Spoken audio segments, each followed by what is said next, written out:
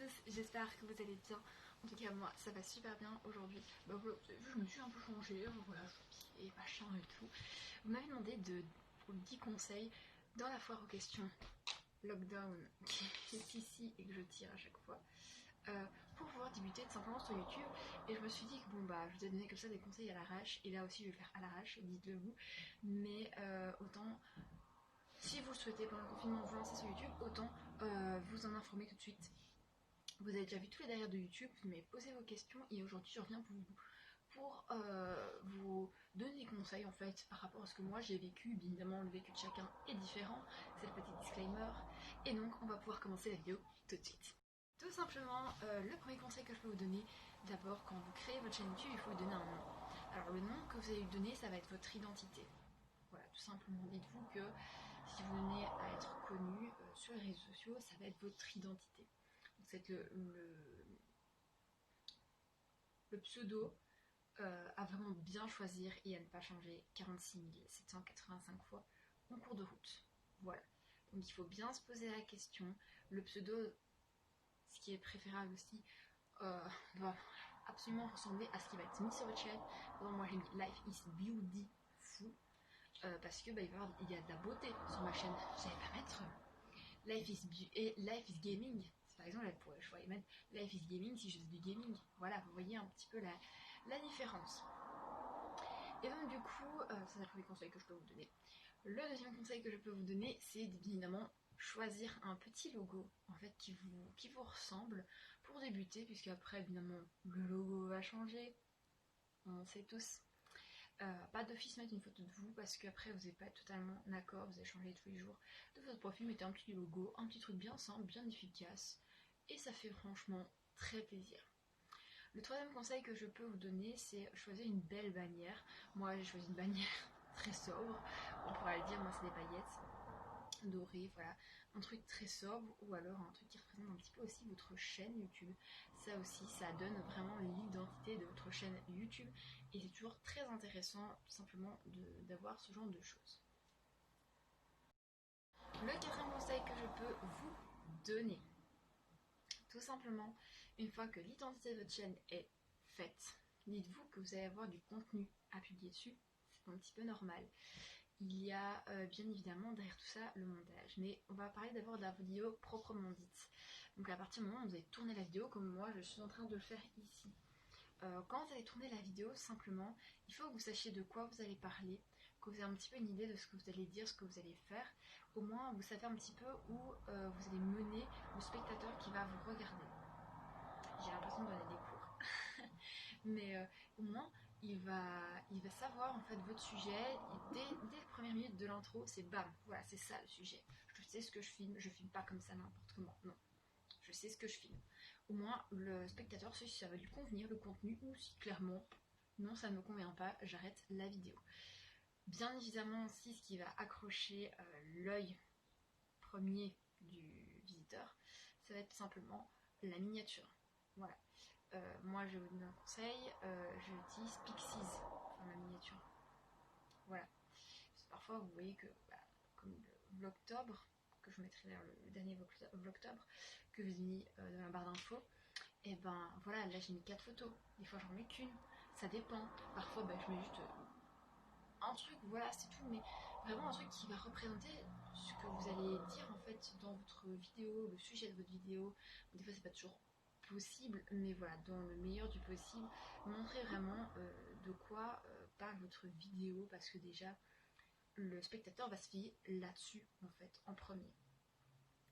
Ensuite, je pense qu'on est au cinquième conseil. Oui, le cinquième conseil que je peux vous donner, c'est le montage. Alors, si vous avez besoin d'un logiciel de montage, il y a Sony Vegas Pro 16, voilà, tout simplement. Ne prenez pas trop compliqué pour au début, parce que le début c'est pas facile, même moi je peux vous le dire, je rame. Mais concentrez-vous d'abord à faire des transitions, tout simplement, des petites transitions. Puis après, au prochain montage, essayez de couper certaines parties de votre vidéo. Essayez après, petit à petit, vraiment avancer petit à petit pour avoir un logiciel vraiment et un montage complet. Voilà, bien évidemment, il faut payer des 100 et des 1000. Moi, j'ai pas payé pour mon logiciel de montage, je tiens à le dire. Voilà, je vais être 100% transparente avec vous, il est craqué. Voilà. Si ça vous intéresse, n'hésitez pas à venir me DM, je vous donnerai le lien, je le retrouve, mais je vous mettrai le lien. Ensuite, un autre truc qui est assez important une fois que la miniature, le montage, ça est fait, c'est la barre d'infos. Donc c'est le 6e conseil que je peux vous donner, c'est la barre d'infos. Essayez déjà d'être dans la barre d'infos.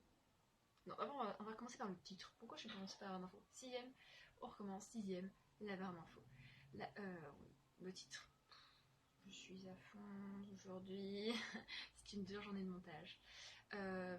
Donc pour le titre, il faut avoir un titre accrocheur et qui est le titre vraiment de votre vidéo. Vous n'allez pas mettre je vous annonce une super nouvelle si clairement tout ce que vous faites c'est regarder le ciel, imaginons.